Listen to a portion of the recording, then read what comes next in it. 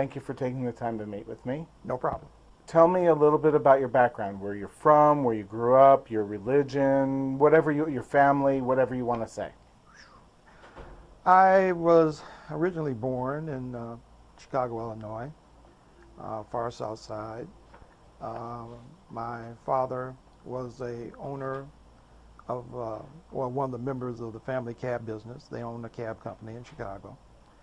Uh, I grew up, I guess, upper middle class. Um, Wound up, my mother was Methodist, my grandmother was Baptist, and my mother was emphatic that you needed to go to church on Sunday. But she wasn't very demanding that it had to be a particular church, just that you had to go to a church on Sunday, which bothered me greatly because Sunday seemed to be in Chicago was the only really great sunny and warm day that we ever had, and I would wind up spending most of the day in church because that's what they wound up doing, which I didn't understand, but I was young, And later on, as I decided that I didn't want to go to the church that she would always take us to, I would go to one that was closer.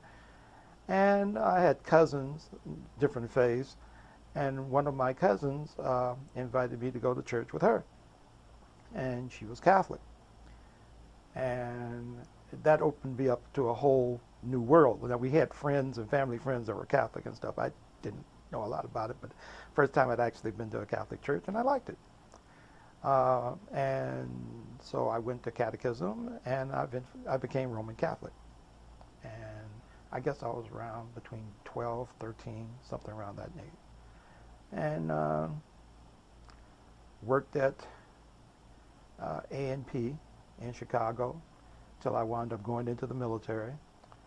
Wound up going into the Air Force because my brother-in-law was the only person that I actually knew had been in the service, and he was very emphatic that the only thing that you should do is go into the Air Force.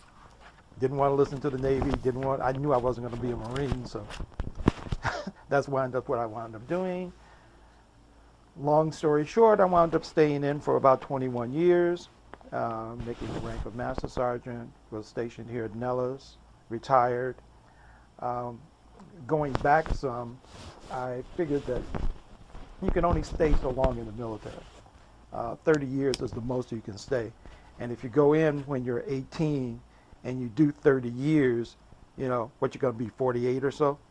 So you're going to have to do something else. So I figured, well, the Air Force is okay, but I want to do something else. Thought about different things, and I figured I had to do something when I knew when I would be older that it wasn't going to be physical labor, and I thought about social work. So I started off by working at Catholic Charities because they had a thing at the community college when I was going, and I was looking for jobs that would be in that same vein, and they had a thing for helping the chronically mentally ill and homeless. No experience necessary. I figured that fit me. I had no experience. So I went in. Really, they didn't really mean no experience necessary. Maybe they meant no experience necessary in the field, but they were really looking for someone who had credentials. I had none other than the fact that I was in the military and was used to being a counselor and things of that nature. But they were very polite and very nice, and they were too nice to tell me that I didn't qualify and to go away. They would just give me a little task to go do and bring back, or do another little task and go back. And in the process of doing this little kabuki dance of not really telling me to go away, they figured, well, he keeps coming back. And in the meantime, somebody quit unannounced. So I got his job, and that's how I started at Catholic Charities. Later on, as I went through working, I noticed a large amount of the chronically mentally ill and homeless were veterans. Nobody knew anything about veterans. And I was a veteran, and I seemed to be the only one that knew somewhat on what to do. So my task became the veterans coordinator for all these individuals that we were finding. So I would, help them out with the VA and tell them about DD Form 214s and what they needed to do and where they can get help and things of this nature. So that wound up being my specialty. As time went on, due to lack of funding, they had to cut some positions. But by this time, I'd already known enough people in the mental health field that I decided to become a mental health technician for the state mental health. So as I was matriculating through school, I worked as a mental health technician at night and went to school, during the day. And went and got my associate's, bachelor's, master's at UNLV. And when I was going through my master's, I did my internship at the Vet Center, which is an organization that helps veterans that have psychological problems caused by military service. And I started their homeless program because by now my focus was on homelessness from all the other things that I was learning. And that worked out very well. And the CBOC, I'm the co-founder of the CBOC. Me and another guy got together by our bosses because we started all seeing homeless veterans on the street, and that grew into what we now have. It was originally called the MASH CBOC. Now it's called, CBOC stands for Community-Based Outreach Clinic for Homeless Veterans, and now we're in the greater mode throughout the VA and the nation of HCHV, which stands for Health Care for Homeless Veterans. And I was originally the outreach coordinator, and that grew, and now I'm the lead outreach coordinator for the HCHV program here at the city. When did you move to Las Vegas? I came to Las Vegas in September of 1985. Was that when you were discharged? No, that's when I was stationed here. I was stationed at Nellis before I retired. In 85, I retired in, 89? So it's the Air Force who brought you here. Yes. You can blame it all on them. No, I chose it actually because when I was in Germany, before I got here, I knew this was going to be my last tour, so I wanted to be someplace that was warm because I hate snow. And it had to be someplace that wasn't going to close due to whatever political administration got in. And it had to be a place that had a college and a population large enough to supply all the things that I wanted to have. And after you eliminate San Diego because it's too expensive, and I wound up with Nellis, Phoenix, El Paso. Each one of those has bases that aren't going to necessarily close.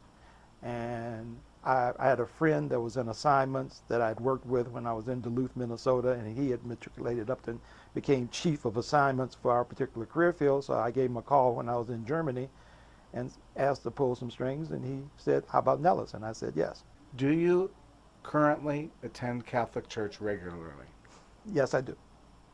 Which church do you attend? I attend Christ the King Catholic Church. I'm a third and fourth degree Knight of Columbus, and I'm a Eucharistic minister, and I'm also the Deputy Grand Knight of the third degree. Please explain to us what those mean. The Knights of Columbus is a fraternal organization of Catholic men that are practicing Catholics that work for the good of the parish and the church. And they do a lot of volunteer efforts for the church and for the community at large.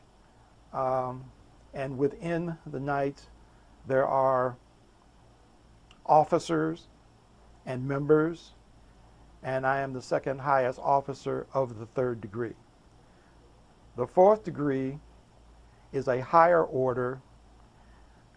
Its main thrust is patriotism and faithfulness to God and to man in the Catholic Church. And I'm also a fourth degree, which is the highest of the Knights of Columbus. Eucharistic ministers are those that help the priest serve the Eucharist at Mass. and I'm one of those also. Does that mean more or less assist them during the Mass? Yes, sir. What are the requirements to be one of those? A Eucharistic minister? Yes. You have to go through some classes that understand the do's and the don'ts and what you're supposed to do and what you don't have to do, don't do. It usually consists of 4 classes that are 8 hours long. I went to these classes when I was at the Prince of Peace. They have a less formal way of doing it at Christ the King, but since I was already one at another Catholic church and I was already a knight, and the head of the 4th degree happens to be the coordinator of the Eucharistic ministers at Christ the King, it was a no-brainer that I obviously didn't have to go through all the other things that they had to go through. Tell me what it was in particular that called you to serve homeless people other than just that ad you saw, and specifically veterans. Did you feel some kind of calling, or did you just kind of trip and fall into it? I wanted to be a social worker dealing with the disenfranchised, the indigent. As I got to work with Catholic Charities, that got more defined as the homeless, because if you're going, you have different levels of indigency, but obviously if you want to be effective, you want to be where the most severe is, those who really cannot help themselves. So that brought me into the individuals of mental illness and homelessness. And then I wound up dealing with homeless veterans because it seemed to be a need, and I was the only one there to fill the need. And then what became an accident became a calling, which turned into a passion. Describe your passion. There are so many veterans, you can do the statistics, but there are so many homeless veterans that are out there, and you have so few beds that are available. So the best that you can do is help as many as you can as you go through it.